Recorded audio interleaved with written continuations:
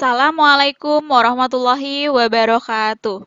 Halo teman-teman, bagaimana kabarnya hari ini? Semoga teman-teman dalam keadaan sehat ya. Ayah dan bunda juga di rumah dalam keadaan sehat. Oke teman-teman, hari ini kita akan belajar tematik tema 7, subtema 1, pembelajaran 4 dan 5. Oke teman-teman, sebelum belajar, alangkah baiknya kita membaca doa terlebih dahulu. Bismillahirrahmanirrahim. Nah, sebelum belajar, Bunda akan menyampaikan uhrawi kita untuk hari ini. Nabi Muhammad SAW bersabda, di antara kebaikan Islam, seseorang adalah meninggalkan hal yang tidak bermanfaat. HR Tarmizi. Sebelum belajar, Bunda akan menyampaikan tujuan pembelajaran kita hari ini. Yang pertama, dengan membaca, siswa dapat mengetahui pengamalan sila Pancasila. Yang kedua, dengan mengamati, siswa dapat menghitung perkalian bilangan bulat. Yang ketiga, dengan membaca, siswa dapat mengetahui langkah-langkah dalam menyusun pidato. Nah, sekarang kita langsung ke materi selanjutnya. Oke, kakak, ini ada pengamalan sila kedua Pancasila. Kalau kemarin kita sudah belajar tentang pengamalan sila pertama. Nah, ini yang kedua. Yang pertama itu ada butir Pancasilanya. Ya, ada bunyi pengamalan sila kedua kan apa? Kemanusiaan yang adil dan beradab. Nah, berarti kita harus sesuai dengan sila tersebut. Contohnya yang pertama itu mengakui dan memperlakukan manusia sesuai dengan martabat sebagai makhluk Tuhan Yang Maha Esa. Dan selanjutnya mengakui persamaan derajat, mengembangkan sikap saling mencintai sesama manusia, mengembangkan sikap saling tenggang rasa, mengembangkan sikap tidak semena-mena terhadap orang lain. Nah, di sini contoh pengamalannya. Nanti teman-teman juga bisa dilihat di bukunya. Ya, kalau di buku kan belum ada contoh pengamalannya. Nah, di sini Bunda menyampaikan contoh pengamalannya. Nanti bisa teman-teman tulis ya di bukunya, yaitu di halaman 39. Nah, ini selanjutnya pengamalan lagi ada 9 poin ya. Ini butir Pancasila dan contoh pengamalannya. Nanti bisa teman-teman tulis di halaman 39. Selanjutnya perkalian bilangan bulat ya. Yang perlu teman-teman ingat kalau dalam bilangan bulat itu di sini kalau plus ketemu plus atau positif dikali positif, itu kan positif semua nih kakak. Ya, hasilnya positif. Kalau negatif, bertemu dengan negatif atau negatif dikali negatif, hasilnya tetap positif. Nah, kalau positif dikali negatif, hasilnya negatif. Dan kebalikannya juga, kalau negatif dikali positif, hasilnya negatif. Pokoknya kalau tandanya sama, yaitu positif dan positif, hasilnya positif. Negatif dengan negatif, hasilnya positif. Kalau tandanya berbeda, yaitu negatif ke positif, hasilnya negatif. Maupun yang sebaliknya, dari negatif ke positif.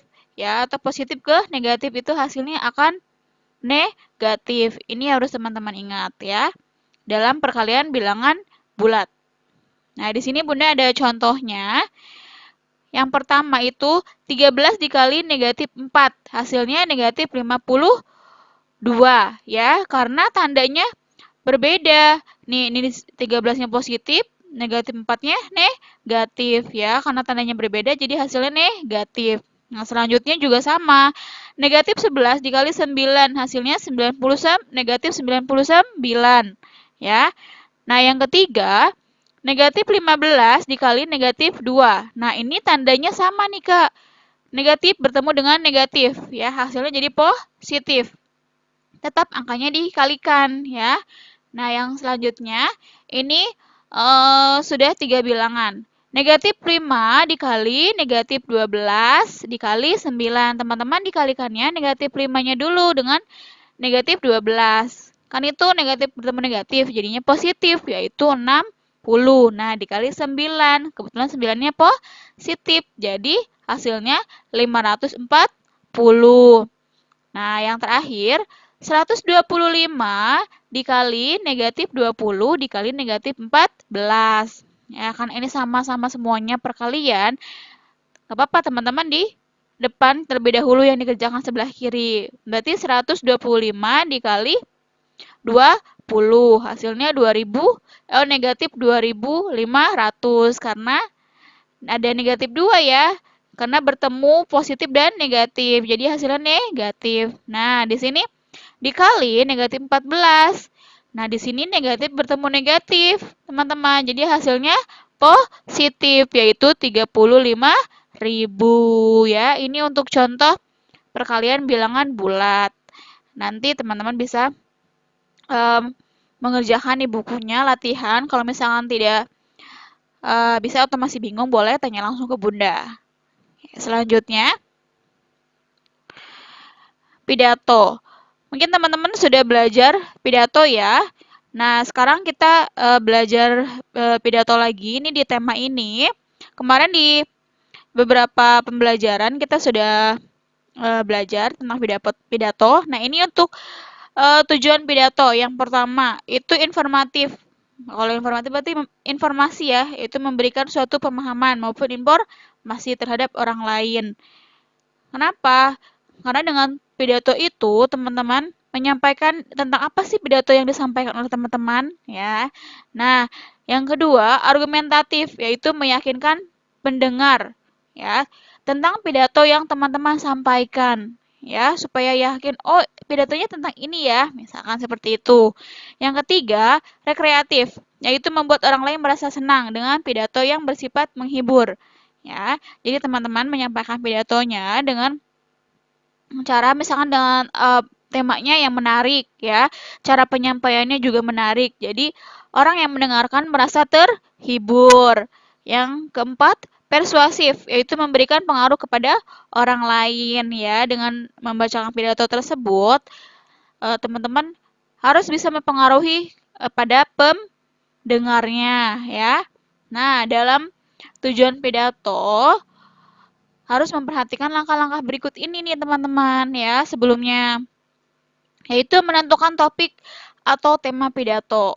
Ya, temanya mau tentang apa? Misalkan biasanya kan tentang misalkan kemerdekaan Republik Indonesia, boleh misalkan tentang pidato menyampaikan apa ya yang menarik. Nah, yang kedua mengumpulkan referensi bacaan supaya teman-teman banyak kosakatanya yang bagus, kata-katanya yang bagus ya dalam menyampaikan pidato. Jadi harus banyak membaca referensi.